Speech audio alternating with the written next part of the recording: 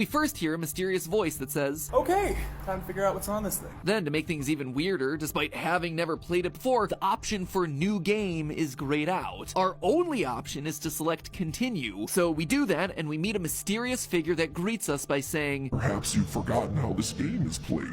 Allow me to remind you. Immediately this set off theorist alarms in my head. To me, this implies that before we got a hold of the game, someone else had already begun the story, similar to what we saw recently in another game, Andy's Apple Farm. Could there be some secret lore hidden here as we piece together the mysterious backstory of the game and who played it before? I think so. What follows is a roguelike deck building game where cards require sacrifices to summon, all while this guy takes on the role of Dungeon Master, donning different masks to simulate the various characters that you encounter on your journey. Gotta say, as a theater kid, I appreciate the commitment to the bit. You play progressively more difficult rounds against each other, earning teeth via your card's attacks to add to a scale on the side of the table. Tip the scale far enough to one side and you win. So it's a tabletop game a la Hearthstone, right? What's the big deal here? Well, if you play long enough, there is so much more lurking under the surface. First off, the cards start talking to you, even remembering the times that you sacrificed them in battle, which is certainly off-putting and guilt-inducing, but we also gotta be honest here. If they weren't such useless cards, I wouldn't be sacrificing them as much. Stoat! And you'll be doing a lot of sacrificing because the game eventually gets real hard. In fact, there are times when it seems like the game will do everything in its power to make you fail. When that happens, you get the chance to find a death card in your next playthrough.